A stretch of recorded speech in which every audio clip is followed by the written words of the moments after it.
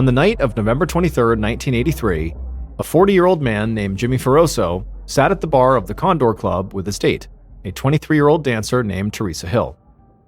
The Condor Club was a famous strip club in San Francisco's North Beach area, and Jimmy worked there in a whole bunch of different roles. On any given day, he was the club's doorman, the bouncer, and sometimes its manager.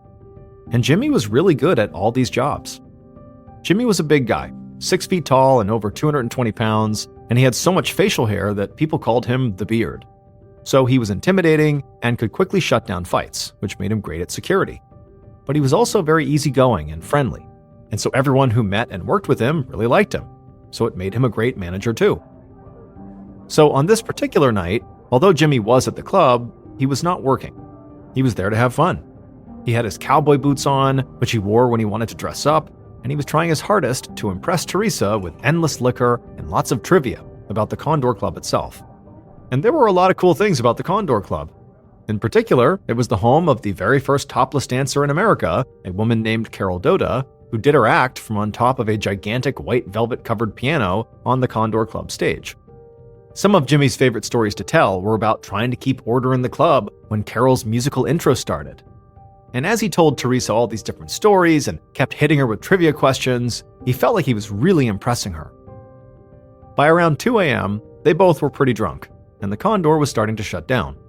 All the patrons had cleared out, and Jimmy and Teresa were the last people there, other than the bartender. But neither of them wanted to call it a night yet.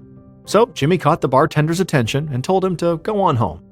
Since Jimmy was kind of the boss, and everybody loved him, the bartender did what Jimmy asked. Instead of closing up, he gave Jimmy the keys and the run of the club, and then he left. Which meant Jimmy and Teresa were all alone. Jimmy drained the last of the liquor from his glass and looked over at Teresa. He really liked her, and she was new in town, so Jimmy felt like it was important that he show her a good time tonight. And so he found himself kind of looking around the empty club for inspiration on how to do that. So the Condor's main room was an intimate theater with tall 12-foot-high ceilings, and inside of there was a mix of cafe tables and booth seating that faced a stage at the far end of the room, which was where the club's dancers performed, against the backdrop of a huge mirror. And while Jimmy was looking all around this space, he saw something that gave him a really good idea for how to show Teresa a night she would never forget. He grabbed her hand, smiled, and led her away from the bar.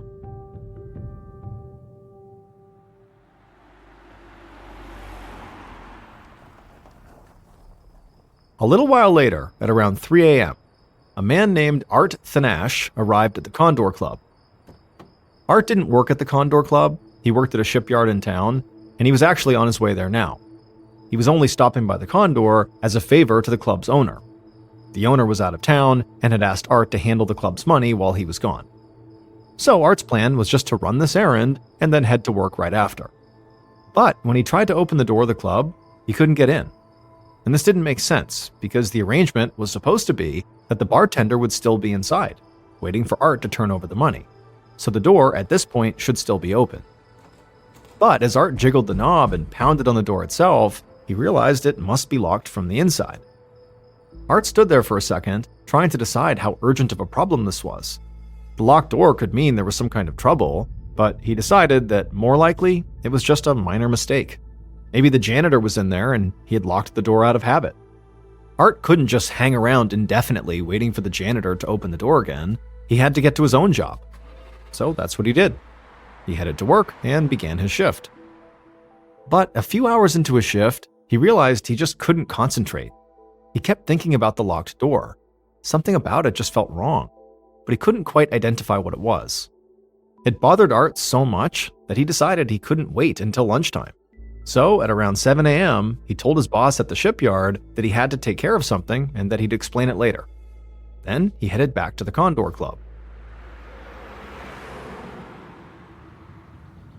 When he got there, he tried the door again and found that it was still locked.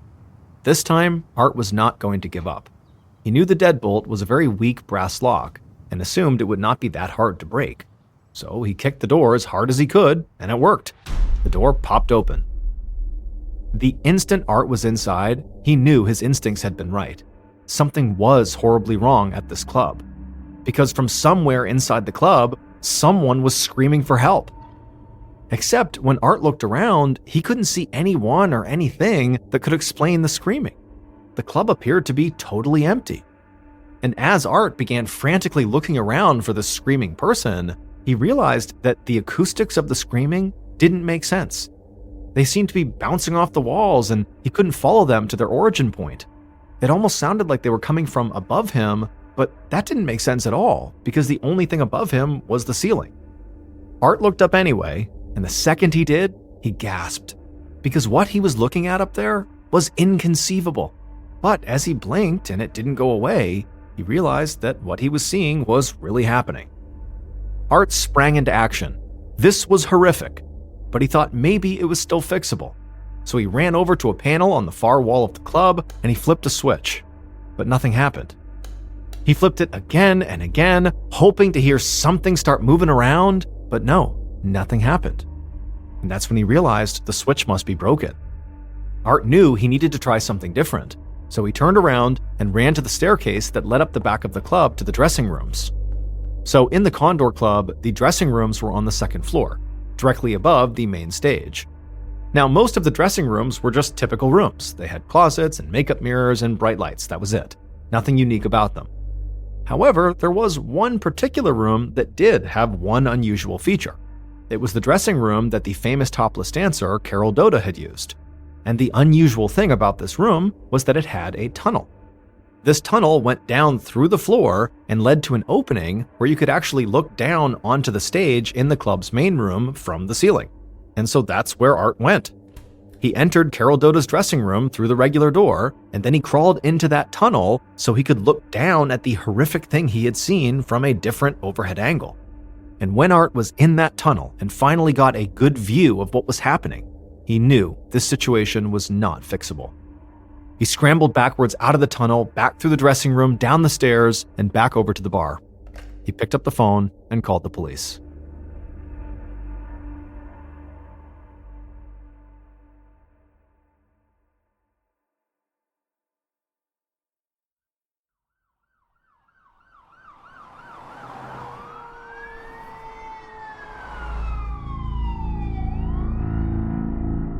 A little while later, the police and the fire department arrived.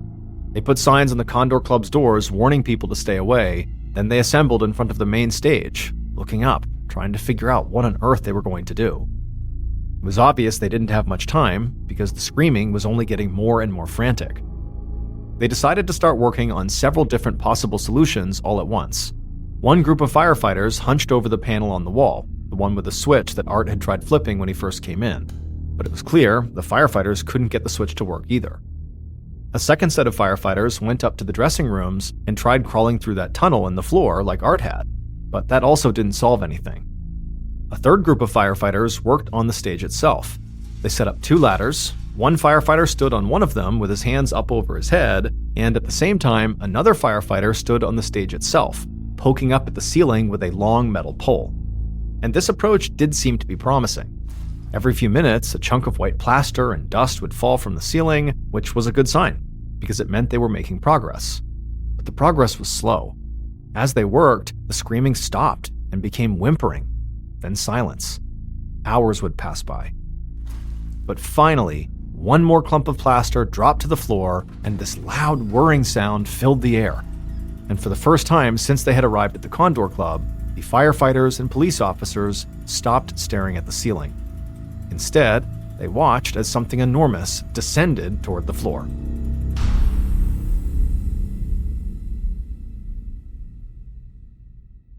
Here's what happened hours earlier around 2 a.m., after Jimmy told the bartender to go home.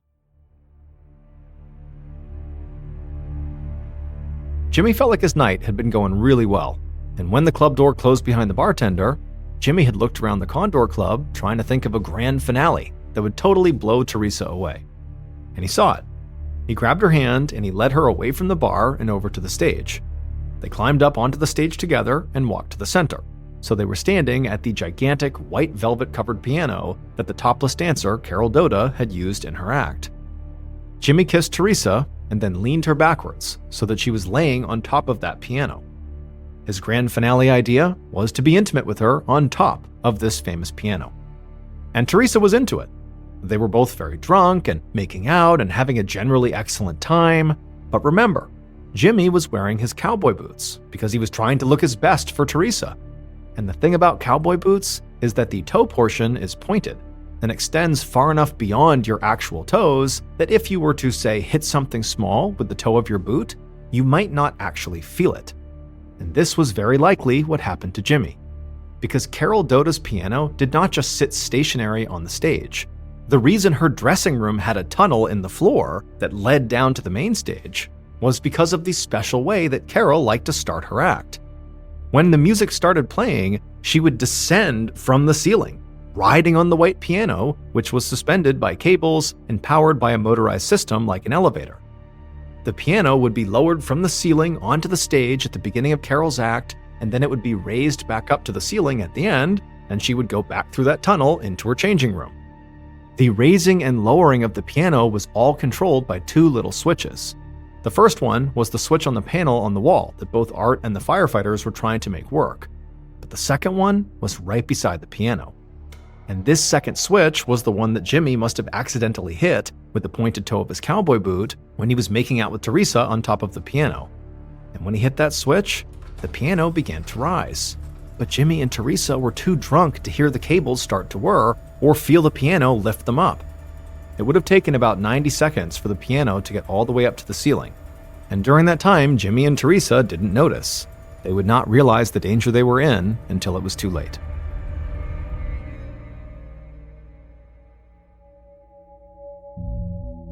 Fast forward several hours, the moment that firefighters managed to fix the switch mechanism that raised and lowered the piano.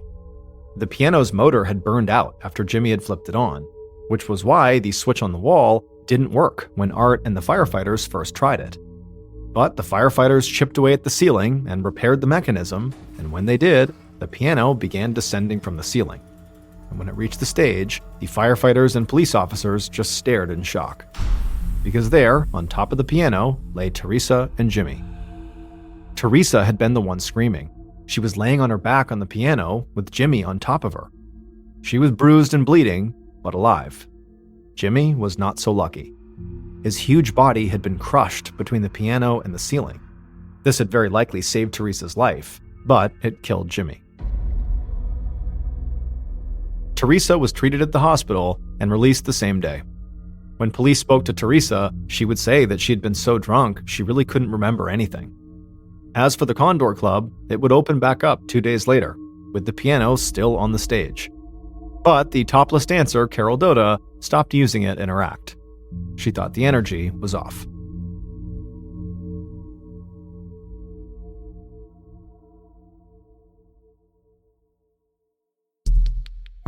Our next story is called Famous.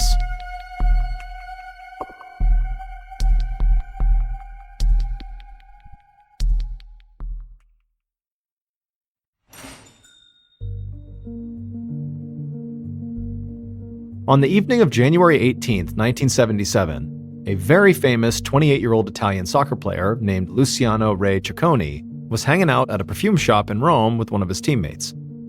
Luciano and his teammate, whose name was Pietro Gadin, had dinner plans later, so right now they were just killing time till their table opened up. And they knew it was easier to kill time inside the relative privacy of a shop rather than out on the street, because basically everywhere they went, they got recognized by fans who would flock to them asking for their autographs or trying to shake their hands. This was particularly true of Luciano, who was a handsome star midfielder that people called the Blonde Angel. He was almost like the equivalent of Tom Brady or LeBron James, but for late 1970s Italian soccer. So, since Luciano and Pietro were friends with the owner of this perfume shop, they had ducked inside of it. And now they were just laughing and talking and having a relaxed, easy time and just kind of minding their own business. Luciano, who had a very good sense of humor, was just cracking jokes left and right, and Pietro and the perfume shop owner thought it was great. This night was supposed to be a celebration for Luciano, who had just come out of one of the hardest periods he'd ever experienced in his whole career. His beloved coach had died about a month earlier, and then also Luciano had gotten a bad knee injury, which had kept him from playing for weeks. It had all taken a very serious emotional toll on him. But just that afternoon, Luciano had had a big breakthrough. He'd played his first full soccer practice since getting hurt. and this meant he was finally well enough to start again in his team's next soccer game, which was 12 days away. At around 7:30 p.m., the shop owner told Luciano and Pietro that despite having this hilarious time with them, they were going to have to clear out of his shop, because he had an errand to run at the jewelry store next door. Luciano and Pietro said that was fine, they would just go with him. So the three men walked outside together, and almost immediately, as they stepped out onto the street, they started hearing gasps and seeing people point over at them. Luciano and Pietro were sort of preoccupied with, talking about their plans for the night, but both of them paused to wave and smile at the fans.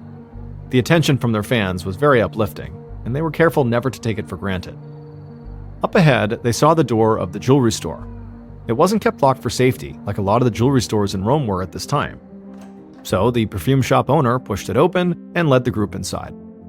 The men could see the owner of the store behind his counter with his head down, writing notes inside of a sales ledger.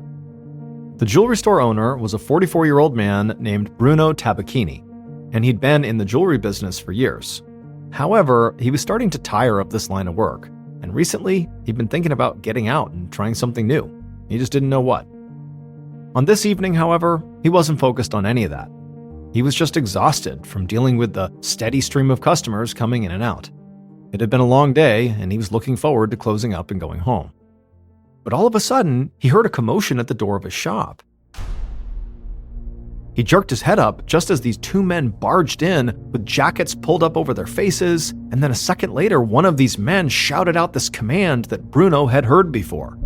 It was a command that both terrified him and enraged him, and it caused him to react immediately. That command was, "Everyone freeze! This is a robbery!"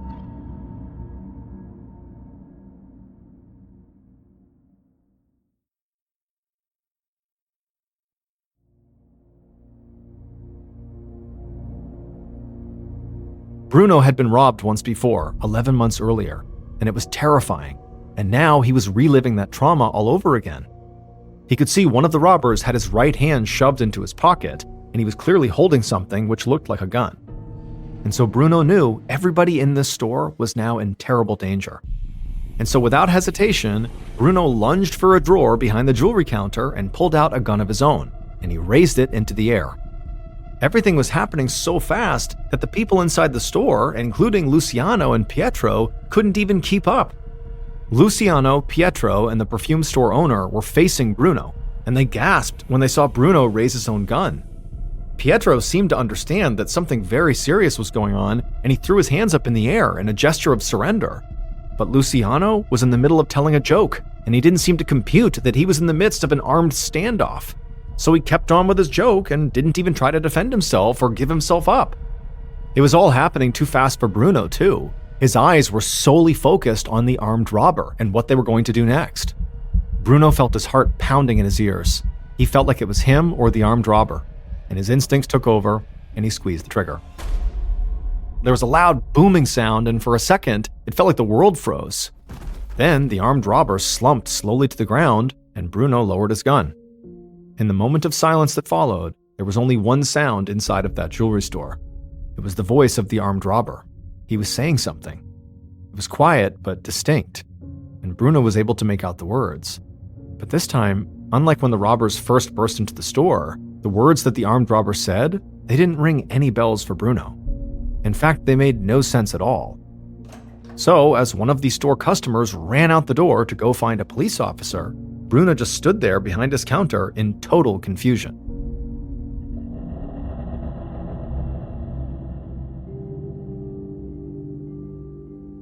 So, one thing to keep in mind here is that in Rome in the late 1970s, violent crime was rising fast, and jewelry store robberies were becoming extremely common. In fact, just a few hours before the robbers entered Bruno's store, a different jewelry store in Rome got robbed. This meant that when the police arrived at Bruno's shop, they figured they were just walking into another typical holdup. And when they actually first stepped inside, that is what it looked like. Bruno was behind the counter, freaking out about what had just happened. The unarmed robber was standing in a corner in shock, and the armed robber was laying in the middle of the floor in a pool of blood with a bullet hole in his chest. But then the customers in the store began telling the police the words that the armed robber had said as he fell to the ground. And that's when the police realized this was not a typical robbery. In fact, they knew that what had happened inside of the shop was about to be worldwide news. After Bruno fired that single gunshot into the armed robber, the confusing words the armed robber then uttered were, "It was just a joke." The robbers were not actually robbers. It was Luciano and Pietro.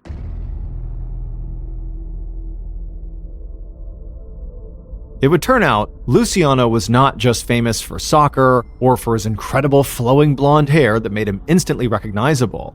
He was also very well known for his sense of humor. And when he was in a really good mood, like he was on the night of January 18th, 1977, Luciano, aka the Blonde Angel, liked to play practical jokes. So, as Luciano and Pietro had left the perfume shop and fans were yelling to them and waving, and they're kind of waving back, and they were getting ready to go next door to the jewelry store, well, Luciano pulled Pietro into this conversation where he pitched him his big idea. Why don't we fake a robbery as a prank? Luciano thought it would be hilarious and a great story for this jewelry store owner to tell that he'd been held up by the Blonde Angel himself. But what Luciano didn't count on was that the jeweler, Bruno, had been traumatized by the earlier robbery and was actually considering leaving the jewelry business altogether because of it. And perhaps most importantly, Luciano had no way of knowing that Bruno didn't care at all about soccer. He was probably one of the only people in Rome who wouldn't recognize Luciano or Pietro. So when the two soccer stars ran in pretending to be robbers, Bruno thought it was real. When Bruno pulled out his own gun, Pietro realized immediately that this joke had gone south, and he put his hands in the air to say, "Hey, it's a joke." The perfume shop owner was not involved in this prank at all in the first place, so he just stood there and did nothing. But Luciano, who was in this very playful and happy mood, was slow to recognize the real danger here. And so he pulled out his pretend gun from his pocket, which was actually just his hand with his thumb and forefinger extended, and he playfully aimed it at Bruno.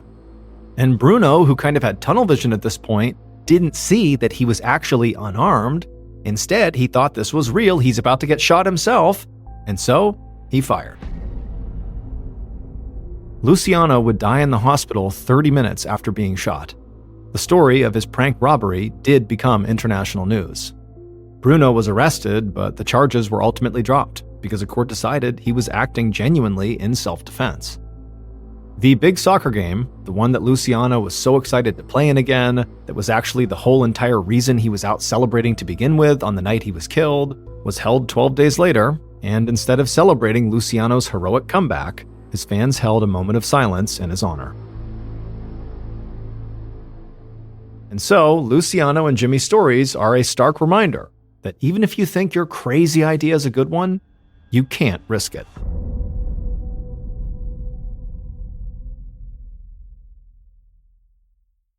A quick note about our stories: they are all based on true events, but we sometimes use pseudonyms to protect the people involved, and some details are fictionalized for dramatic purposes. In the 1850s and 1860s, Edwin Booth was the man. He was this extremely famous American actor who basically anywhere he went in America, people would know who he was. He was extremely recognizable, a household name, an A-list celebrity through and through. But his acting prowess and his career and his fame, those are not the things we remember him for. In early 1865, when Edwin was 31 years old and was at the height of his acting fame, he walked into a New Jersey train station and walked through the building to the actual platform where the trains are. And as soon as he turned a corner and actually saw the train that he wanted to board, he very quickly realized that he probably was not going to get on that train.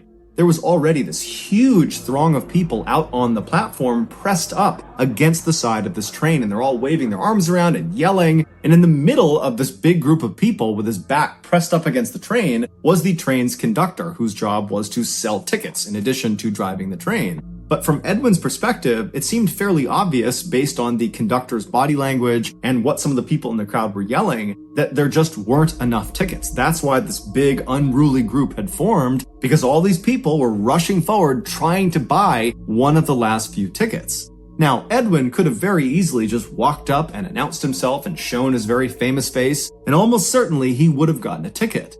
But to this point, Edwin had not been recognized in this train station, and so he wanted to keep a low profile, and so he decided against that idea. Instead, he decided he would just kind of join this big group and, try to flag down the conductor and try to buy one of these tickets, and if he didn't, so be it. And so Edwin, instead of going to the back of this group, he went around to the right side, close up against the side of the train, and right as he got to the outside of the group and he turned in towards the group, he looked up at where the conductor was and he saw the conductor turning around and walking back into the train. He had clearly sold all of his tickets, and so anyone who had not purchased one yet, like Edwin, they were out of luck. They'd have to wait for the next train. Edwin was about to just walk away and wait for the next train when he noticed the crowd in front of him. They didn't disperse like he was doing. Instead, they all seemed to kind of surge forward towards the train, which was now moving. And as they pushed forward as if they were going to jump onto this train, even though they didn't have tickets, one man who was towards the front of this group, right up against the train, he falls to the ground and gets trapped halfway under the train. His lower half was literally on the tracks under the train, and his upper half is now under this big crowd of people that are now trampling him. And so Edwin can see very clearly that if someone does not grab this guy and pull him out soon, he's gonna get run over by the train.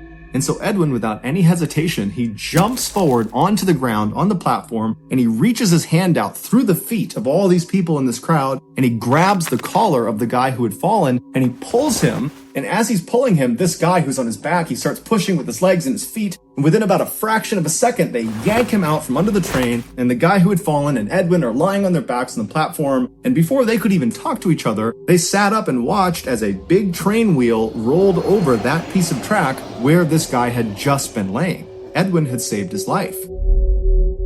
The guy he had saved was a 21-year-old named Robert. And so the two of them, they stand up and they face each other for the first time. And when Robert sees Edwin, he gasps because this is Edwin Booth, the mega celebrity. He could not believe that was the guy who had just saved him.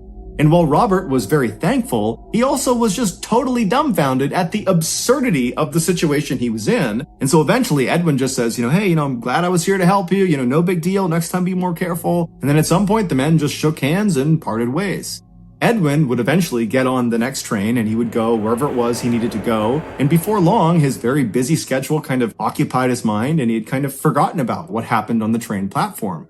But a few days later, Edwin got a letter in the mail from a very high-ranking government official thanking him for saving Robert's life, because it would turn out Robert Lincoln was the eldest son of the then President of the United States, Abraham Lincoln. Now, to be clear, Edwin was extremely famous and had lots and lots of influence and knew lots of very important people, but he had never had any interaction with anyone in the Lincoln family before he met Robert on the train platform. So it was just a crazy coincidence that this mega celebrity happened to save the life of the president's son. But this coincidence was nothing compared to the coincidence that occurred next. On the evening of April 14th, 1865, so roughly 3 months after Edwin saved Robert, Robert's father, President Lincoln, sat down in a private seating area to watch a play at a Washington, D.C. theater.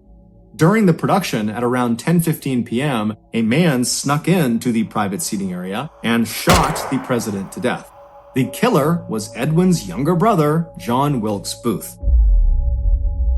This assassination had nothing to do with Edwin or his interaction with Robert on the train platform. This was an assassination that was formulated and carried out completely independently, meaning it was purely coincidence that just a few months after Edwin saved a Lincoln's life, his own brother took a Lincoln's life.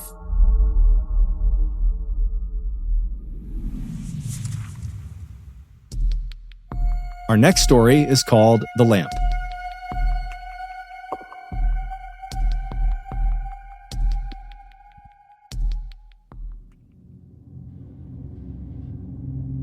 In 2004, Mitch was in his final semester at a college in Louisiana when he met another senior, a wonderful young lady named Kayla.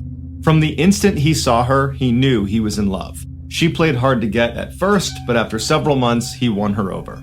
After graduation, the pair stayed in Louisiana and moved in together while they got their careers off the ground. 2 years later, the pair got married, and almost immediately, Kayla got pregnant. At the time, Mitch's career was really starting to take off, which allowed Kayla to stay at home and take some time off. By the time their daughter was born, Mitch was making so much money that Kayla decided to just stay home and be a full-time mom. A couple years later, Kayla got pregnant again, and by the time their daughter was 2 years old, they had their son. Mitch adored his children. Every morning before he went to work, he would sneak into their room and he would watch them sleep. And then in the evenings, they would have these big family sit-down meals and then play games together until bedtime. Mitch's life was perfect.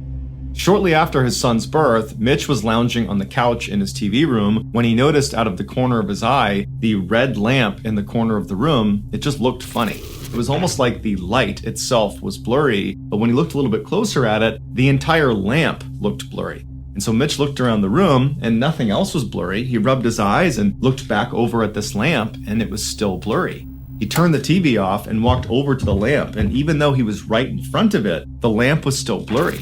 And Mitch didn't have bad eyesight, and so he's thinking, is there something wrong with me? Am I having a stroke? Do I have an aneurysm? Is there some sort of illness here that's making me see this lamp blurry when it's really not? But Mitch told himself he was healthy and that whatever this was, it was an anomaly and nothing to worry about. And so he went back over to the couch, turned the TV back on, and tried to ignore the lamp. But as he was watching TV, out of his peripheral vision, he couldn't help but notice this weird blurry lamp. And so finally, he turned the TV off again, and he turned to look at this lamp. And now, in addition to being blurry, it appeared to be upside down.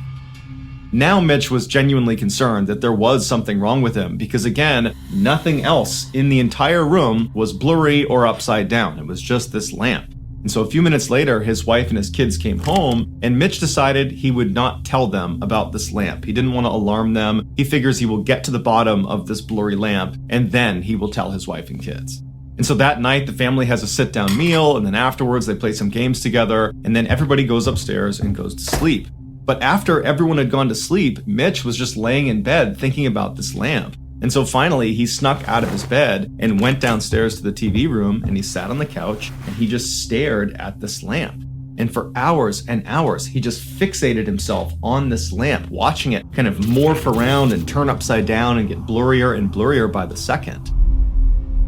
The next day, Kayla found Mitch lying on the couch, passed out, and she asked him if he was okay. And again, Mitch didn't tell her about this lamp that was still blurry. He just told her that he wasn't feeling well and he was not going to go to work that day. But Mitch didn't go to work for 3 more days. He just sat on the couch and stared at this lamp. And Kayla obviously picked up on this strange behavior and kept poking and prodding to get more information about what was going on, but Mitch never told her the truth about this lamp. He just kept telling her he felt sick.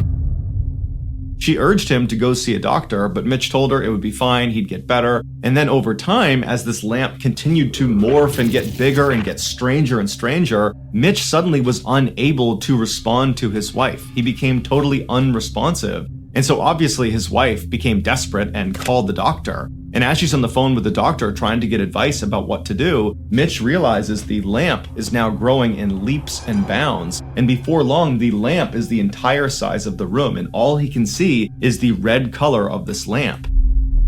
And then Mitch starts to hear these voices, these screams coming from somewhere in the distance. And then he feels this blinding pain in his head. And then he opens his eyes. And he looks up and he sees he's laying on the sidewalk next to one of the buildings at his college in Louisiana. And surrounding him is this crowd of people with wide eyes that are staring at him. Mitch had no idea what was going on, and so he naturally just began scanning the crowd, looking for Kayla and his kids to try to figure out, how he got here. But before he could ask any questions and before he could find his wife and kids, a police officer ran through the crowd, picked him up and ran him over to his police car, put him in the back, and then began driving away. And so while Mitch is in the back of this police car, he turns to the officer and he says, "What's going on?" And the officer would tell him he was attacked by a huge college football player. He got hit in the head and he fell backwards and he hit his head again and he fell unconscious. Mitch asked the officer where his wife and kids were, and the cop said he had no idea. And that's when it clicked for Mitch. The lamp wasn't real. Neither was his wife, neither was his daughter, neither was his son, neither was his life. For the past 10 years, it was all a hallucination while he was unconscious after getting attacked. Mitch was brought to the hospital where he would make a full physical recovery, but after being released, he was horribly depressed, and he had to get intense therapy to basically grieve for the loss of his family that never existed. These days, Mitch says he can barely remember what his family even looked like, but periodically in his dreams, he will catch a glimpse of his son in his peripheral vision, and his son is perpetually 5 years old, and he's trying to talk to his father, but Mitch can never understand what he says.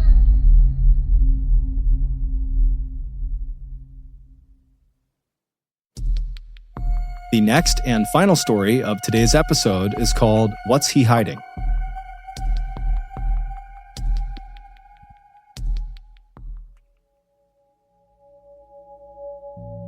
In 2017, Daniel Beckwith was a 27-year-old genius hacker and prolific Bitcoin day trader. He was living in his modest childhood home in Bethesda, Maryland, with a multi-million-dollar fortune to his name. And he was hiding something major in his basement that, when it was discovered by authorities, he would be convicted of one of the rarest criminal charges in the American legal justice system. But to understand this story, we have to go back to the beginning. Daniel was born in 1991 to his eccentric and brilliant parents, Linda and David. He would be their only child. David was a PhD and an accomplished opera singer that had trained under a famous French composer, and he had also performed at the White House. Linda was a Columbia Law School trained lawyer who at one time had been a government attorney, but she gave it up because she described it as a scummy profession, and she became a vocalist like her husband. When Daniel was just a toddler, he learned how to read, so it was clear he had unusually high intellect, which Linda guarded fiercely. She decided that public schools were not capable of teaching her son, and so she decided she would homeschool him. By the time Daniel was just 5 years old, he was consuming entire novels, and shortly after that, he was able to break down and reprogram his PlayStation.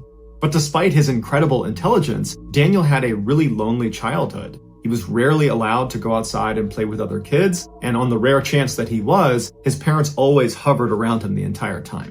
And few playmates, or adults for that matter, ever came inside of Daniel's house because Daniel's parents were big-time hoarders. You couldn't take 2 steps into that house before knocking into a big stack of papers or books or old food containers. In 2000, when Daniel was 9 years old, his father was diagnosed with Parkinson's disease, which left Linda, his mother, to take care of both of them. And in that time, Linda became obsessed with protecting their property. And so anytime anyone walked in front of their house, just near their property, she would run outside and yell at them until they ran away. But despite their eccentricities, it was clear to anybody that knew the Beckwith family that Linda and David just adored Daniel. They just could not give him any space. One neighbor recalled seeing the 3 Beckwiths out trick-or-treating one year, all wearing the same matching hamster outfits. And this was well into Daniel's teenage years. Daniel loved his parents, but it was in those later teenage years that he started to realize just how smothering they really were, and so he began looking for other places to connect with new people. And he found a new community on an online forum called 4chan. There, Daniel got to reinvent himself. He adopted this kind of tough guy, genius persona, where he bragged about finishing most of high school by the time he was 15, and that nowadays he just blows stuff up in his backyard to test his chemistry know-how. But over the years of posting on this channel, Daniel would occasionally let his guard down, and he would talk about something that was really close to him that pervaded his thoughts at all times and would ultimately be his downfall, and that was his extreme fear of death. Daniel's isolation looked like it might come to an end in 2010 when he enrolled at the University of Illinois to study computer science and electrical engineering. His parents dropped him off at the Amtrak train station with all of his stuff for college. They said their goodbyes. Daniel hopped on the train and he waved to them as they disappeared, and he likened that experience to being set free. It was the first time he was going to be without his parents for any amount of time. But unfortunately, after only being at school for a couple of months, he had to go right back home again because his mother was diagnosed with cancer. And she had hid it from Daniel. In fact, she had hid it from everyone and not even seen a doctor. And so when Daniel got home, she was in really bad shape and she passed away 2 weeks later. Including Daniel, only 3 people showed up for her funeral. And so Daniel, with his mismatched clothes and his pants that were too short, he gave his mother's eulogy, and in it, he just looked dazed and he actually said, "I feel lost." And then shortly after Daniel went back to school, his father began declining rapidly from Parkinson's disease, and so Daniel had to put him into assisted living. And so living by himself at his apartment in college, Daniel was overcome with grief, and now more than ever, he was just terrified of death because now he had seen it up close with his mother, and he was watching his father wither away. And so he went back on 4chan and he began talking about taking a more defensive position against his own death. What that translated to is Daniel began researching what the most common killers were for people his age. And he discovered that car accidents were a big killer. and so he reinforced all the doors of his car with Kevlar plates, and anytime he drove it, he wore a Kevlar vest, which he believed protected him from blunt force trauma in the event of a crash. Knowing that cancer was a big killer, he went out and removed every mole on his body as a preventative measure. But what Daniel viewed as the biggest threat to his life was not something that statisticians would tell you is something people his age or people in his country should be worried about, and that was a nuclear attack on the United States. Daniel believed it was imminent. Daniel believed the only way he could protect himself was to build a proper fallout shelter. And because his mother had left him a multi-million-dollar trust fund, he had the means to construct one. And so he left college and went back to his home. He went down into the basement and he picked a spot right in the middle of the ground and he began digging. Over the next 2 years, Daniel spent part of his time living at college, being a really good student, and the other half of his time was spent living at his family home, hiring different contractors to come in and dig out this massive labyrinth of tunnels underneath his property. But in 2012, his schoolwork and his tunnel work had to come to a complete stop because he got in trouble with the law. Professors at Daniel's school began reporting that somebody was sneaking into their office, hacking into their computer, and then sending these really inappropriate and embarrassing emails to everybody in their contact list, which was primarily former and current students and faculty. And then whoever it was that was hacking their computer was then supergluing their door shut. After several months of investigating, the police finally got a suspect when students on campus said, yeah, Daniel Beckwith is actually a prolific hacker. And he just spoke at a hacker conference, so he seems like someone who would be capable of doing this. And so a detective went to Daniel's apartment to pay him a casual visit, but Daniel wasn't there or didn't come to the door, and the detective looked down and saw a package that was sitting there that was addressed to S. Loomis Detweiler. The detective believed this could be an alias for Daniel Beckwith, and so he went back and they ran that name, and sure enough, it was connected to an online persona that had recently been bragging about breaking into their professors' offices and hacking into their emails. So the police used this information to attain a search warrant. They went back to Daniel's apartment. He wasn't there. They used the key they had been given for the unit. They went inside and they're hit with just this ridiculous mess of an apartment. It looked exactly like Daniel's home growing up, with stacks of papers and books and wires and computer equipment and trash and old food containers. And there was just this dirty mattress sitting right in the middle of the apartment with no sheets on it. And in the back, on top of a mini fridge, was Daniel's laptop. It was open and it was unsecured, so they logged into it, cloned his hard drive, and left. And using the information that was contained on this hard drive, detectives were able to, without a doubt, connect Daniel to the vandalism and hacking that had been taking place at his college. Daniel was arrested and charged with a number of serious felonies, but shortly before his trial, Daniel struck a plea deal and then immediately took to Reddit to tell the world that he fully expected the state governor to pardon him because he had made a number of significant contributions to his campaign. But that pardon never came. However, Daniel's sentence was remarkably light. He was ordered to pay $23,000 in restitution to the college and then was given 2 years of probation.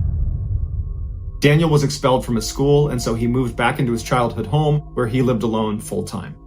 Once home, Daniel focused his efforts on this bunker he was building in his basement, which by now was a fairly large series of tunnels that zigged and zagged in different directions well beyond his property lines. Once Daniel hired a couple good contractors to continue to expand this bunker, he turned his attention to a new activity, Bitcoin trading. And in relative short order, Daniel became extremely good at this and made millions of dollars.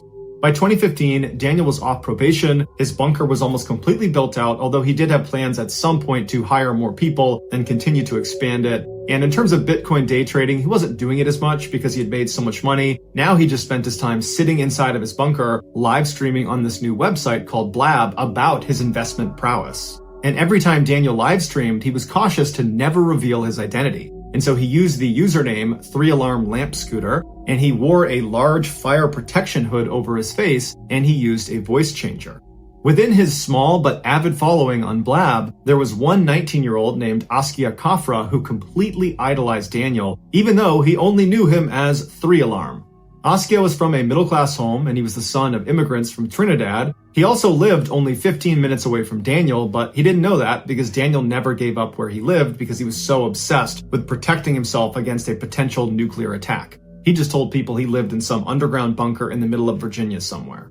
Askia longed to be successful and rich. which is part of the reason he idolized Daniel so much. When he was 18 years old, he received a $100,000 settlement for a lead poisoning case, and he for a second got to live the life of someone rich and famous, and he blew it immediately on expensive dinners and rented Mercedes and BMW cars. And once the money was all gone, he was certain he could get it all back. And his big plan is he was going to build an app called Equity Shark, which is basically crowdfunding that allowed people to invest small amounts of money into new promising startups. And he believed this app was going to be the way he made not millions, but billions of dollars. But he didn't have any real money to fund this app. And so he and his business partner applied for a $100,000 grant for young entrepreneurs that have dropped out of college, something Askia had just done, and they were certain they were going to get this grant. But despite Askia's confidence, he was far from a sure bet for this money, because Askia still had many of the blind spots of someone still learning how to become an adult. And one of his biggest blind spots was how quick he was to trust people. And so it was shortly after Askia and his business partner had applied for this $100,000 grant that Askia came across Daniel on Blab, and he was so taken with him, and he's got all this money and he's so successful. And that's when Daniel told his followers that he was open to new investments. And so Askia, who wanted to get closer to Daniel and figured he could use some additional money because even when they got this $100,000 grant, they would need more money to build the business, he decided he would ask Daniel if he and his business partner could pitch him on Equity Shark. And Daniel agreed. And so in June of 2016, Askia and his business partner went to this hookah bar that was about 20 minutes away from Askia's home, and there they sat, waiting for 3-alarm lamp scooter to walk through the door. And they didn't know what he was going to look like, because whenever they saw him on his live streams, he had that big fire protection hood on. But as soon as Daniel walked through the door, they immediately knew it was him, because he had this comically bulky shirt on where it was obvious he had a bulletproof vest on.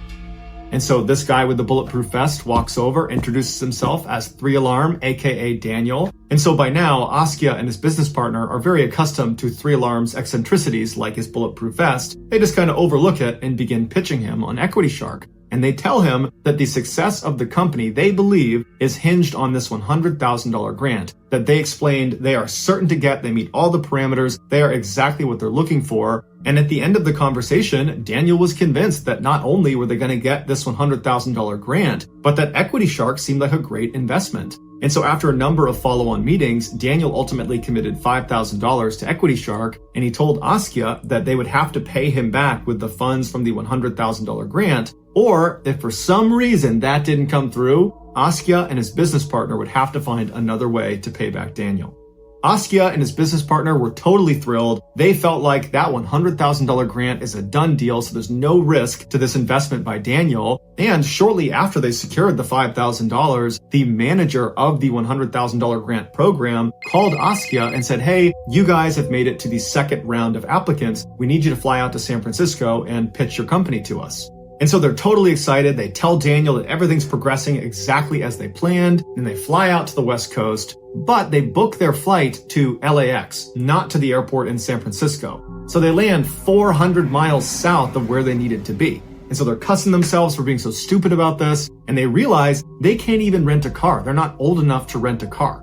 But they were old enough to rent a U-Haul. So they rent this huge U-Haul and they start bombing up the coast towards San Francisco to make this meeting in time, but they plugged the wrong address into their GPS and did not go to the right building. They went in the opposite direction. And so by the time they finally got all the way back to the meeting place in San Francisco, it was too late, and the manager that was waiting for them was clearly upset about it and said, "Just go home, we'll be in touch by phone."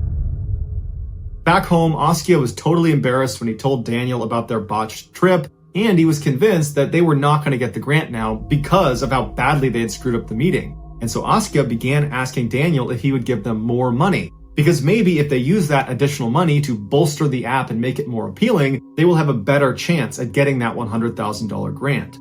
Daniel eventually said he would commit more money, but Askia picked up that he was really hesitant and just seemed not to be very interested in Equity Shark anymore. And so Askia, hoping to stay in Daniel's good graces and wanting to make sure he was confident in this investment, he said, "Hey, let me do something for you. I heard on one of the channels online that you're looking to expand some of the tunnels inside of your bunker. Let me do that for you."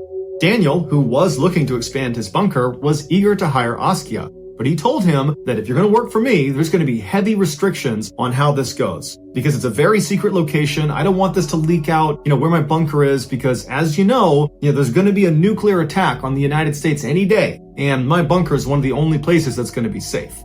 Askia said that was totally fine. He would do whatever Daniel needed. So on January 28th, 2017, just after 2 a.m., Askia sat outside his house waiting for some car to come pick him up. And at some point, Daniel showed up in a minivan, and he walked up to Askia, he led him into the van, and then he put goggles that were blacked out on his head. And then Daniel drove around in loops up on the highway and background neighborhoods, giving the impression to Askia that they were actually going somewhere far outside of Maryland, but really they were only going 15 minutes away to Daniel's actual house. And when they got to Daniel's house, Daniel made Askia keep the goggles on. Daniel got out and he led Askia by a string into the house. And once they got inside, Daniel had to carefully walk him around all the junk that was piled up all over the house. They made their way all the way to the back. They went down the stairs into the basement where Daniel had intentionally created this unbelievable maze all over the basement floor with chicken wire and stacks of bikes and books and more junk. It was designed so anybody who was working inside of the tunnels, that even once they came out of the exit, wouldn't even know how to get out of the basement. And finally, after bringing Askia all the way through this maze, he stopped him right in front of this hole in the ground that was the entrance into the underground tunnels. And at that point, he told Askia to remove his goggles. Daniel told him to hop down and take a look. So Askia hopped down and he's looking around and he's seeing these massive tunnel systems pushing out in all directions, and all of it is extremely well lit. And he couldn't believe what he was looking at. And he's looking at Daniel like, how far does this go? And Daniel said, it's huge. It was at this point that Daniel handed down to Askia a pickaxe, a shovel, and a hard hat. And he explained to him that anytime you're in the tunnels, I'm going to have to cover over this hole, because I can't even have you in the basement. It's too much of a security threat for me. And in fact, I'd prefer it if you worked multiple days in a row, because anytime you leave, we're going to have to do the whole blindfold thing. And so you should anticipate living in the tunnels for days at a stretch. But don't worry, there's a mattress down there, there's Wi-Fi, everything's well lit up, and there's a 5-gallon bucket if you need to go to the bathroom. And so Askia, who trusted Daniel, didn't love this setup, but in a weird way, he was just kind of excited to be a part of this guy's life, this guy who he believed was just this really amazing person. And so over the following winter and spring, Askia would make the blindfold commute all the way to Daniel's house 15 minutes away, and then he would spend multiple days down in the tunnel chiseling away into these different tunnels that Daniel wanted expanded.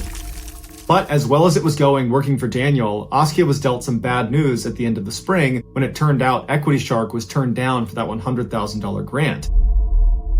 Askia was surprised, he was crushed, and he now knew he would have to pay back that $5,000 that Daniel had invested in Equity Shark, because he wasn't getting it from the $100,000 anymore. And so he asked Daniel if he could increase his hours in the tunnel to try to pay back that debt. Daniel agreed, and so on September 10th, Askia was back at Daniel's house, and he was down inside the tunnels in one of the lowest sections that required squeezing through a very narrow section that Askia had actually texted his friends about and said that section made him really claustrophobic, but he had to do it. He needed to pay back the debt. And so later that day at 4 p.m., when Askia was down in that lower section, the power in the tunnel suddenly went completely out. So it's pitch black. And so Daniel, who was upstairs, recognized it happened. And so he navigated through all the junk upstairs, came downstairs, navigated the maze all the way to the circuit breaker in the basement, and he flipped the switch. And the power went on, but Daniel heard a loud buzzing sound coming from upstairs in the kitchen. And so worried that could be an electrical fire, he turned back off the circuit breaker, putting Askia back in total darkness down deep inside of this tunnel. And Daniel went back through this really epic maze in the basement, went up the stairs into the kitchen to investigate the buzzing sound. And as soon as he left the basement, he could smell smoke. And he turned around and looked down into the basement, and he could clearly see smoke was filling the basement. And so Daniel ran downstairs and he yelled out for Askia, and somewhere way down in the tunnels, he heard Askia yell out, "Hey dude, what's going on?" And Daniel's like, "Come on, you gotta get out of there." But he was totally overcome with smoke, and Daniel had to run back upstairs, ran outside, he caught his breath, and then he charged back into the house, down into the basement. But as soon as he got to the bottom of the stairs, he didn't see Askia, but he saw flames leaping out of the entrance into the tunnels. And he knew Askia was down there, and he's screaming for Askia to get out, but he didn't hear from him. And at some point, Daniel just had to turn around and leave because he was totally overcome with the heat and the smoke. A neighbor saw Daniel come running out. They saw the smoke coming out of his house, and so they called 911. And so while Daniel paced outside screaming for Askia, Askia is down in total darkness, there's smoke filling up the tunnels, and he began making his way across that very tight section. But once he got out of there, he had no idea where to go because this tunnel system was huge and all the power was out, so it's pitch black, and there's smoke inside of the tunnel. And so he desperately starts crawling all over the tunnel. He's hitting dead ends. And finally, miraculously, he makes it to the exit of the tunnels. Everything around him is on fire. He leaps out, but now he's in a basement that's covered in smoke. And every time he had been led to that point in the basement, he had been blindfolded. He didn't know how to navigate the maze. And so he's looking out and it's all smoky. And all he can see is there's one window on the far side that he might be able to get to. And so he starts leaping over the chicken wire and the bikes and he sneaks past a furnace. And it's just flames and smoke all around him. And he gets to this little shimmer of light, which is the window, except he realizes there have been metal bars placed in front of it. There's no way to get through it. But in his desperation, he grabbed a rolly chair and he put it in front. He climbed on top and he managed to break the glass, but then he couldn't get through the bars. And eventually, after a number of agonizing minutes, he fell backwards and was consumed by the flames.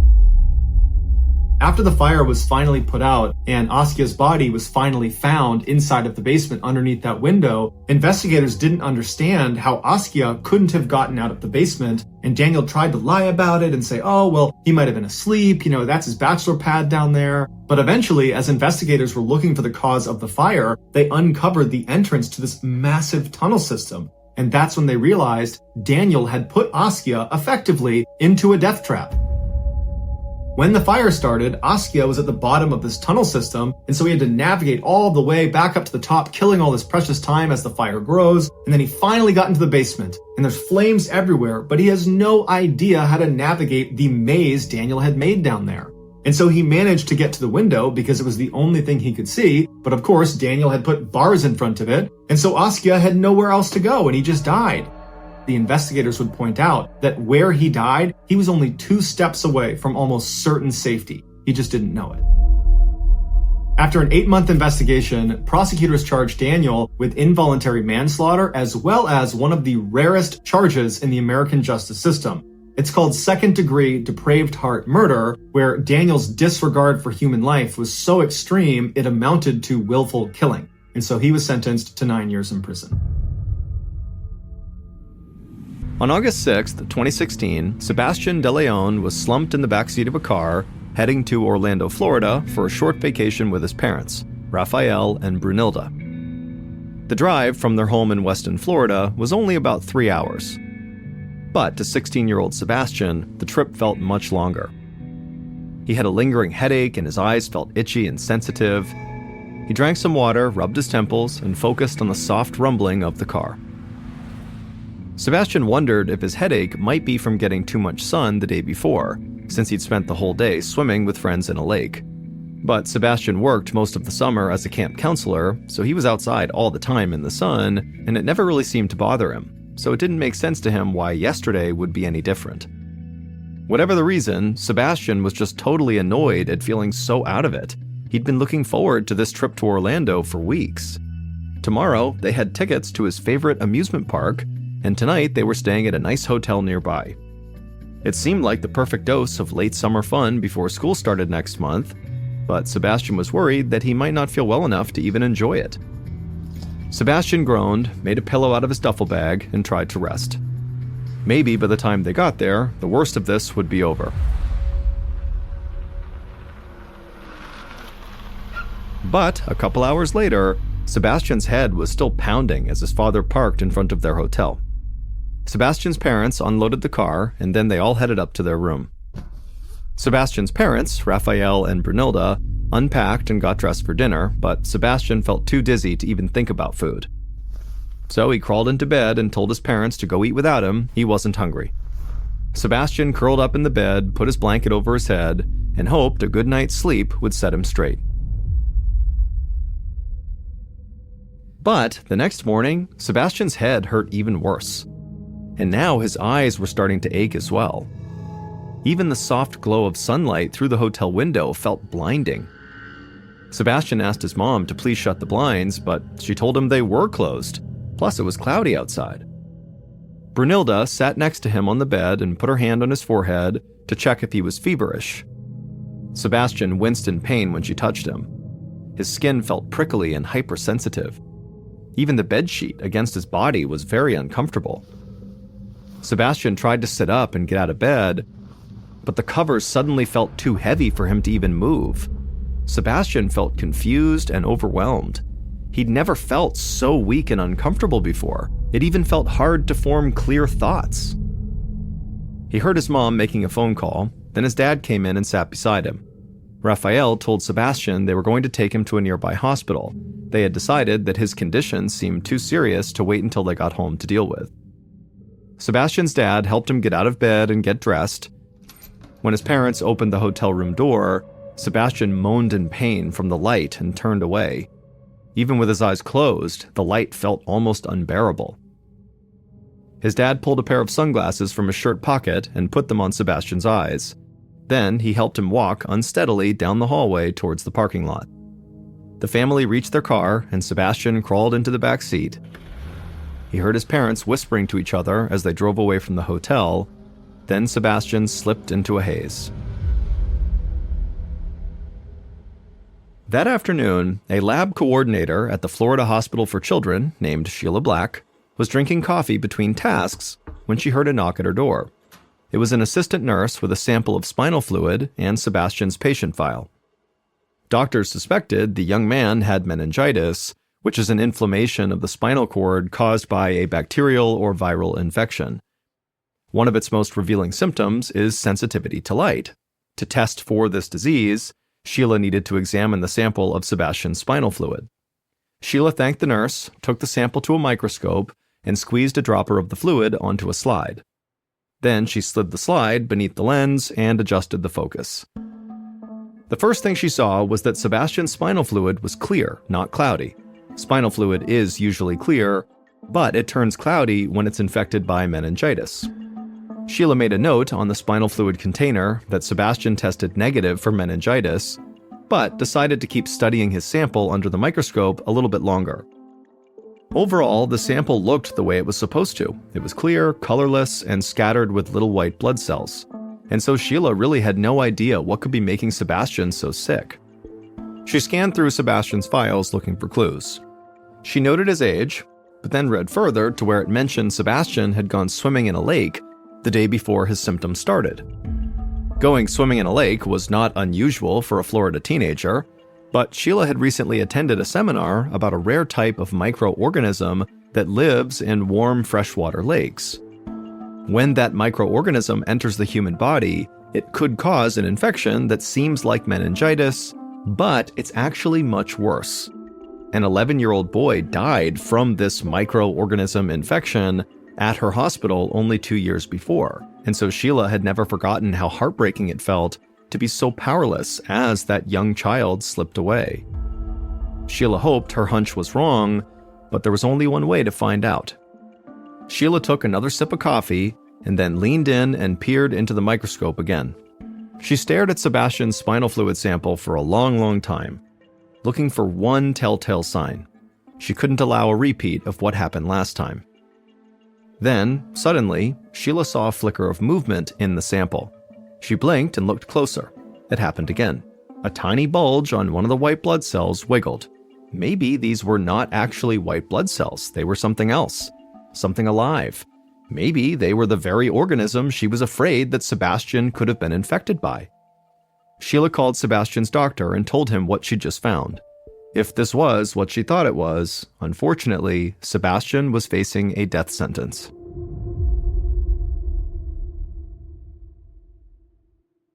Sebastian's doctor, Humberto Liriano, slowly lowered the phone from his ear to his side and leaned his head against the wall.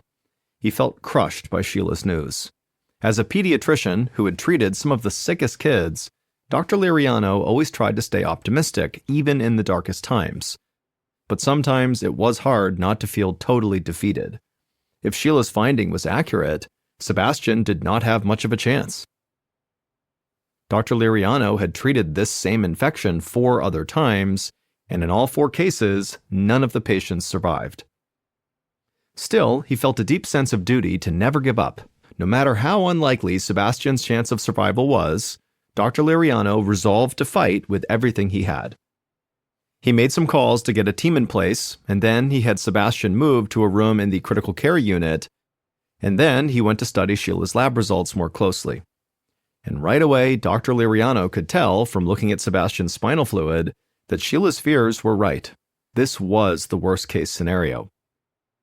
But there was one ray of hope. Dr. Liriano had heard of a new medication designed to combat Sebastian's condition with this microorganism. It was named Impavido, Spanish for undaunted. But there was a catch. The drug was still undergoing safety review. The makers of Impavido were still negotiating with the Food and Drug Administration for approval to get wider distribution.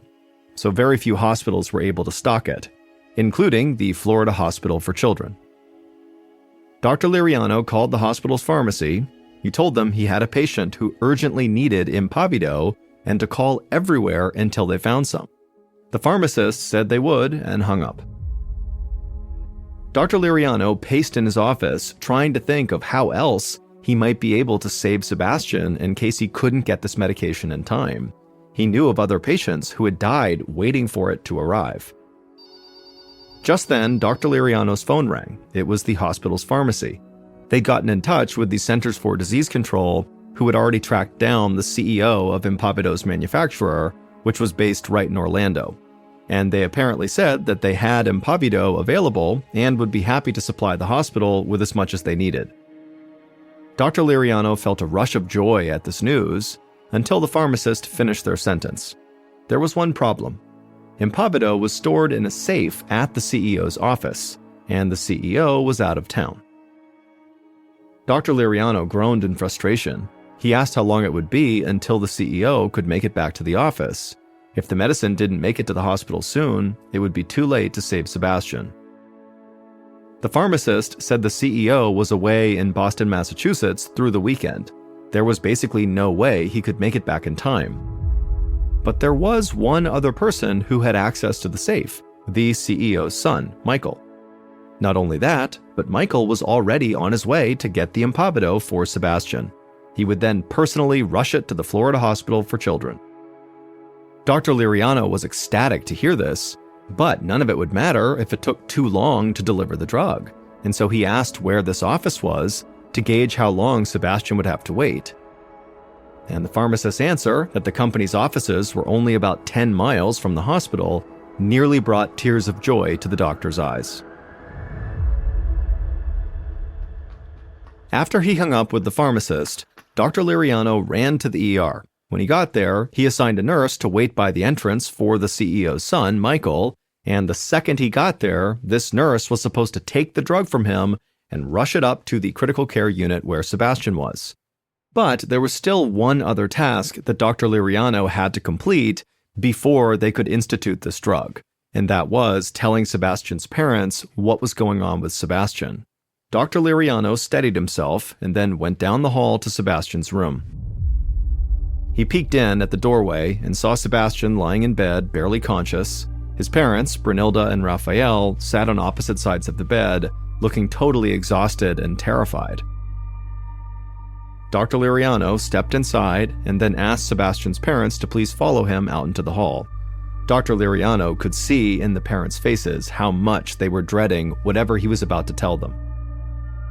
Once they were out in the hall, Dr. Liriano explained Sebastian's situation as clearly as he could.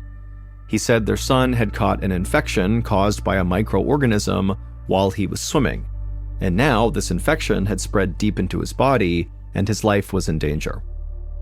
When he said this, the parents' faces went white. They stared at Dr. Liriano blankly. He told them the good news was that a new medication was on the way to the hospital this very second. The bad news was that Dr. Liriano had never been able to use this medication before, so he didn't know for sure if it would even work. Still, it was the best and potentially only chance they had against an infection with a very low survival rate. Only 3% of people who get this infection survive. Dr. Liriano gave the parents a few minutes to absorb this terrible news. Then he explained that in order to use this new medicine, they would have to put Sebastian into a medically induced coma, taking him to the brink of death in order to save his life. So if they wanted to say anything to Sebastian, now was the time. There might not be a later. Brunilda and Raphael nodded and went back into their son's room. They stood on either side of his bed and held his hands. His mother, Brunilda, cried as she told him what a perfect boy he was and that he was going to be just fine, medicine was on the way that would help him, and God was looking out for him. Sebastian's father, Raphael, made the sign of the cross and squeezed his son's hand. Then he leaned close to his face and told his son how strong he was, how he would beat this, and how they would all live a long, happy life together. Dr. Liriano was very moved by the parents and what they were saying to their son, but at some point he stepped in and asked Brunilda and Raphael to please leave the room, and then he had his nurses prep Sebastian for the medically induced coma, which required them to drastically lower Sebastian's body temperature. The team jumped into action, prepping IVs and hooking Sebastian up to various monitors. Dr. Liriano made sure everything looked good and headed out to the reception desk to wait for the impavido.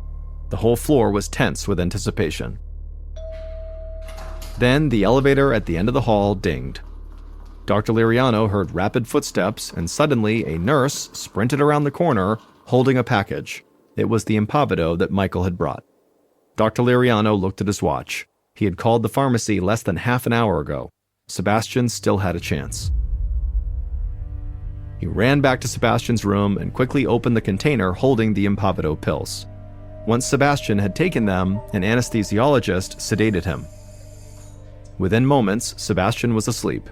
A nurse gave him an IV drip of cold saltwater solution, while another wrapped him in frozen blankets. Dr. Liriano paced while keeping his eyes glued to Sebastian's monitor. This process would give the medication more time to work, but it was always very dangerous to cool a body so rapidly. Sometimes organs reacted very unpredictably. Within the hour, Sebastian's body temperature was down to 91 degrees Fahrenheit, and Sebastian was officially comatose. Once Sebastian's breathing began to slow, Dr. Liriano gently fed a tube down his throat to help his body maintain a steady flow of oxygen. So far, the procedure had gone exactly as planned. All they could do now was wait and hope.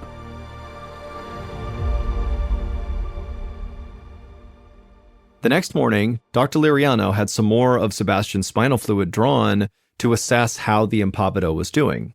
He took the fluid down to the lab and studied it under a microscope, and when he looked, he let out a sigh of relief. There were already far fewer tiny wriggling creatures in the sample. The infection had significantly reduced. By the following morning, Dr. Liriano was beginning to believe that Sebastian was actually going to make it. He found Sebastian's parents half asleep on a bench in the waiting room. They jolted awake when he spoke to them. Dr. Liriano told them he didn't want to celebrate too early, but so far, all signs were very positive. When the parents heard this, they cheered and hugged the doctor tightly. But Dr. Liriano made it clear that Sebastian was not out of the woods yet. They still would have to bring him out of the medically induced coma. Dr. Liriano's team began steadily warming Sebastian's body. Minute by minute, his temperature rose until finally he was back at the normal 98.6 degrees Fahrenheit. Dr. Liriano then removed Sebastian's breathing tube and then hovered at his bedside, waiting. Then it happened. Sebastian took a big gulp of air on his own, and his heartbeat remained steady. Sebastian was out of his coma. A little while later, Sebastian's eyes blinked open. He gazed around the room like he'd just woken up from a deep sleep. Dr. Liriano immediately sent a nurse to go get his parents. Brunilda and Raphael rushed inside and threw themselves on their son. Everyone in the room clapped, cheered, and hugged. Dr. Liriano was ecstatic, but also stunned. This wasn't just a miracle, it made history. What Sheila Black found in Sebastian's spinal fluid should have killed him. It's a rare organism called Naegleria fowleri that lives in warm, stagnant waters, exactly like the lake where Sebastian had been swimming. When infected water goes up a swimmer's nose, the microorganism then travels through the body to the brain. Once there, it attacks tissue, basically eating the victim's brain. This causes swelling that eventually shuts the brain down and the victim dies. That's why this organism is commonly known as the brain-eating amoeba. But what confirmed Sheila's hunch that this was a brain-eating amoeba was the organism's particular way of moving. It uses microscopic appendages to row itself like oars on a boat. That's why the microorganisms looked like they were wiggling under the microscope. In 57 years of documented brain-eating amoeba infections, Sebastian had become just the 4th person in the United States to survive after being attacked by them. Dr. Liriano told Sebastian's parents that their son had been both horribly unlucky, but also at the same time extremely lucky. Because if the medicine that ultimately saved his life had been stored basically anywhere else, he probably would not have gotten it in time. Of all the places in the world the medicine manufacturer's headquarters could be, they were also in Orlando, just a few miles from the hospital where Sebastian was. All told, it took less than 20 minutes for the CEO's son to rush and get the medicine and deliver it to the hospital. A few hours after coming out of his medically induced coma, Sebastian was able to speak again. It took 2 years for him to regain all his motor skills, but eventually he made a full recovery.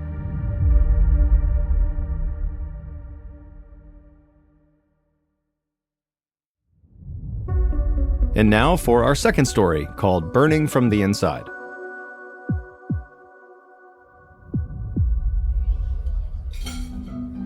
On a Sunday night, just after Christmas in 2015, 27-year-old Kayla Hansen weaved through the crowded dining room of Grimaldi's, a popular Italian restaurant in Peoria, Arizona.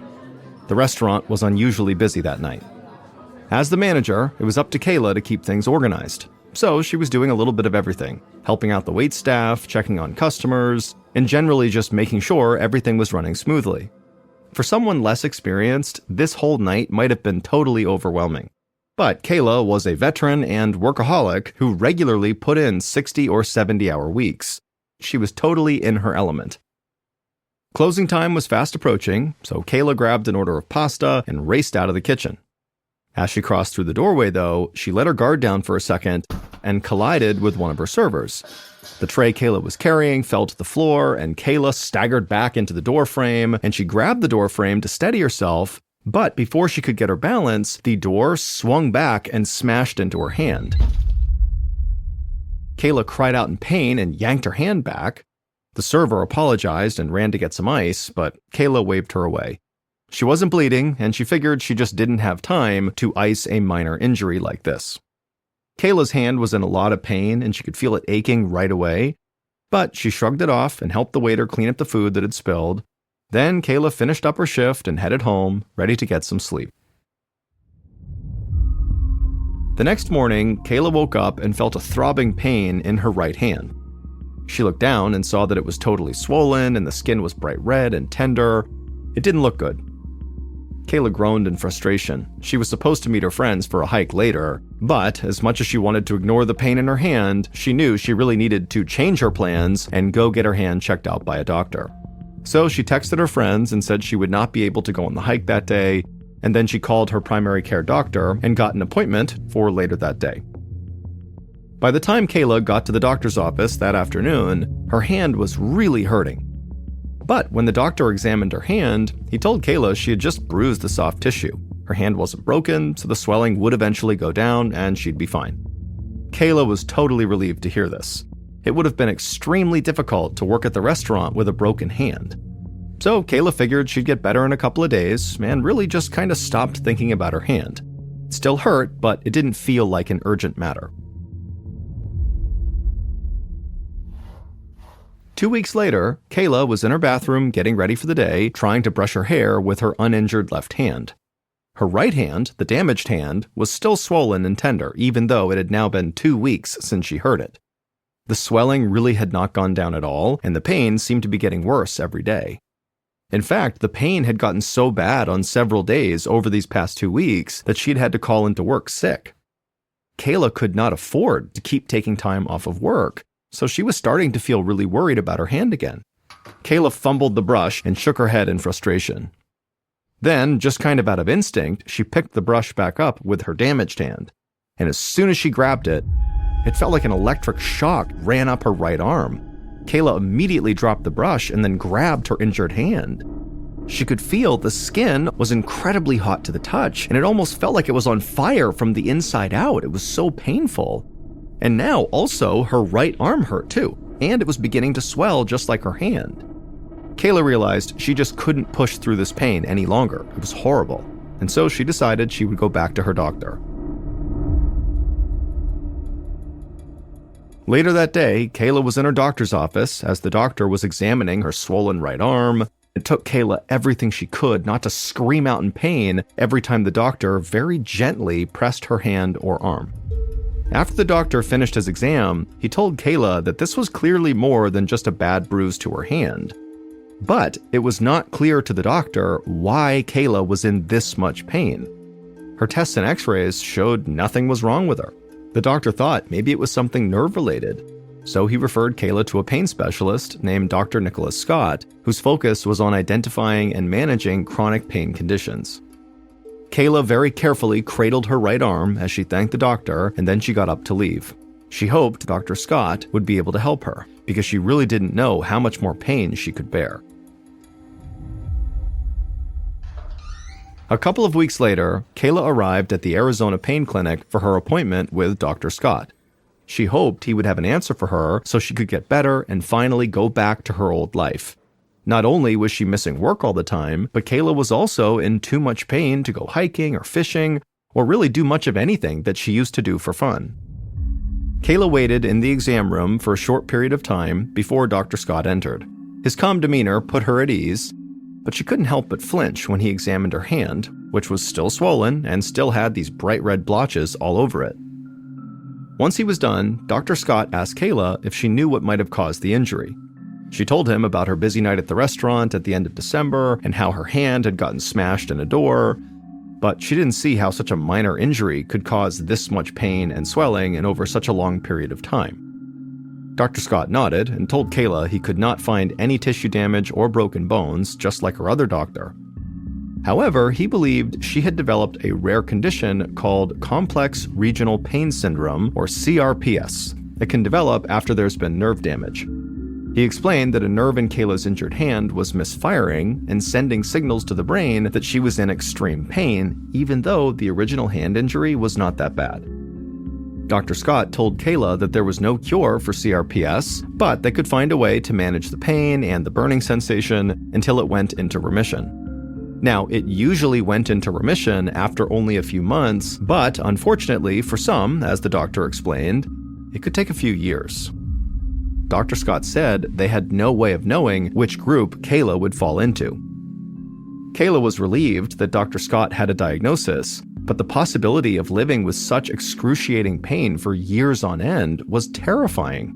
She just hoped that the doctors and her medical team could somehow get this pain under control and get her back to normal life soon.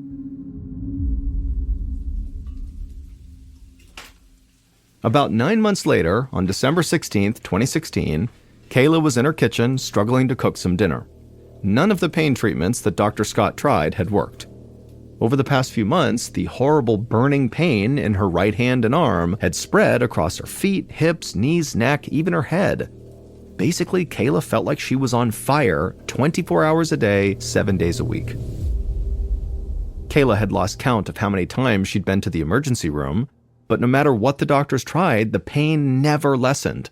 She could barely get out of bed, she'd had to quit her job, and now she was relying on her family to help her financially. Kayla had worked so hard for so long to build her life, and now it was all crumbling all around her, and it seemed like there was nothing anyone could do to help her. Even worse, really dark, depressing thoughts began to cloud her mind every day. All she wanted was for the pain to end, even if that meant falling asleep and never waking up again. But Kayla was determined to try to find some ray of hope in her life, and she knew she got a lot of comfort from her family. So she had decided to invite them all over for a Christmas celebration where she would prepare a meal for everyone. And as she struggled to clear some dishes from the counter, Kayla happened to notice what looked like a fresh burn on her forearm. She tried to remember how she did this, maybe she bumped into the stove or something and didn't notice, but she really had no memory of getting a burn. Thankfully, though, the burn was small and didn't get any worse, and so Kayla was able to successfully host her Christmas party. It was only a small get-together, but the visit really lifted Kayla's spirits. But on the morning of December 20th, so 4 days after that Christmas party where she noticed that burn on her arm, Kayla woke up to find that her forearm, from hand to elbow, was now completely covered with these small circular burns, just like the one she had noticed 4 days earlier. They looked like someone had stuck her with a white-hot poker, leaving behind bright red blisters. But obviously that wasn't happening. These burns were somehow forming from underneath her skin. Kayla was shocked, and she lifted her arm up to get a better look. When she flexed it at the elbow, the movement caused the burns to crack open and start to bleed. It hurt so much, Kayla couldn't even think. She immediately laid back down and kept her arm at her side to avoid causing any more damage. Horrible thoughts began to fill her mind as she lay there in bed that morning. Kayla imagined grabbing a sharp knife and just cutting her arm off to escape the pain. She kept thinking about the incredible relief that would bring her. But then she realized cutting her arm off would be pointless because she knew from experience that these horrible pains she was experiencing would always eventually travel to the other parts of her body. Kayla gritted her teeth and then reached for her cell phone and called Dr. Scott. He was astonished by her alarming new symptoms. People with CRPS did sometimes develop burns like this, but Dr. Scott knew that was incredibly rare. In fact, it happens so infrequently within CRPS patients that nobody knew how to make it stop. So for now, the only advice Dr. Scott could give was for Kayla to get to the emergency room and hope the doctors there could do something to treat her burns. When Kayla hung up, she just started crying. She was in so much pain, she was so uncomfortable, and she knew that she was gonna go to the hospital because she was gonna do what she was told, but she knew they were not gonna be able to help her. No one could. Kayla was right. The doctors at the emergency room when she got there were totally baffled by her condition. The only burns like this they'd ever seen were from cancer patients going through radiation treatment. Whatever was doing this to Kayla was coming from inside her, and they just couldn't explain it. Kayla left the emergency room and headed home, still in total agony and feeling completely defeated. The days turned into months, the months turned into years, and at times, Kayla's situation felt completely hopeless. Somehow, she always found the strength to keep going despite the unbelievable pain she was always in. By February of 2019, over 3 years after she crushed her hand, Kayla had gone to over 50 different doctors and had tried almost as many medical procedures, but nothing had worked. Finally, though, on what felt like her millionth trip to the hospital for the burns that covered her body, the doctors were at least honest with her. They knew they couldn't help her, and they told her that, but they could at least tell her what was ailing her. She didn't just have CRPS. She had the worst case of CRPS they'd ever seen, and perhaps one of the worst the world has ever seen. Most people who suffer from complex regional pain syndrome have symptoms in a single arm or leg. Unfortunately for Kayla, she suffered from symptoms across her entire body. In other words, she had a unique version of this very rare disorder. One doctor described it as stage 4, the most severe and painful form of CRPS. Kayla had long since learned why doctors sometimes call CRPS the suicide disease, but the doctor spelled it out in agonizing detail. The pain experienced by victims of CRPS can be worse than childbirth, broken bones, or even amputations. The suffering can get so intense that up to 40% of CRPS victims express a desire to want to kill themselves to get rid of the pain. Kayla winced at that last detail because she knew she fell into that 40%. She had had those dark thoughts. And in fact, lying in the hospital bed at that very moment, she couldn't help but think about dying and how really it would be so much easier to just die, because then she wouldn't feel the pain and she'd stop being a burden to her parents and family. Over the next few days, doctors and nurses streamed in and out of Kayla's room really just to see the patient with the extraordinary case of CRPS. Some even took pictures of her just for documentation. Kayla started to feel like she was not really a patient and more of an animal in a zoo exhibit. Then eventually, Kayla's doctors discharged her from the hospital after this latest flare-up subsided, but they were unable to offer any further relief from her crippling full-body pain.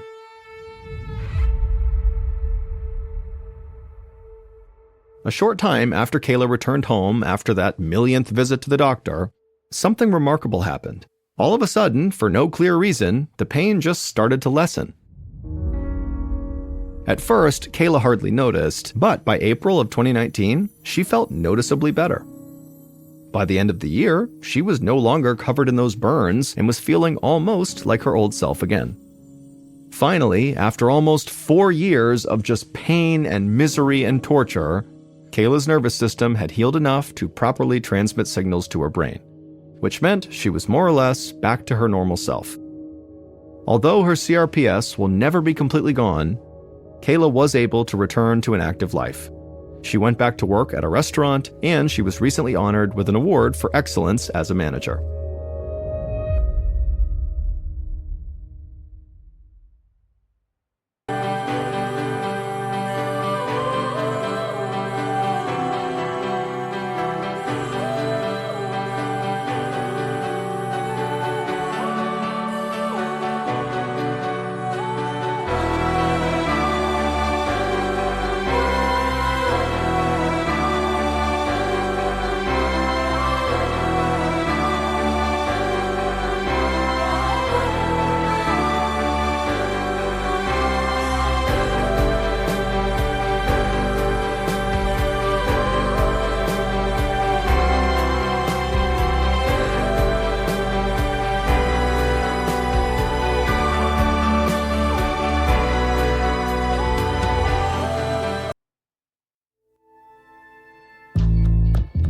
From Ballin Studios and Wondery, this is MrBallen's Medical Mysteries, hosted by me, Mr. Ballen. A quick note about our stories: we use aliases sometimes because we don't know the names of the real people in the story, and also, in most cases, we can't know exactly what was said, but everything is based on a lot of research. And a reminder, the content in this episode is not intended to be a substitute for professional medical advice, diagnosis, or treatment. This episode was written by Britt Brown and Tanner Marsichello. Our editor is Heather Dundas. Sound design is by Matthew Chaleli. Coordinating producer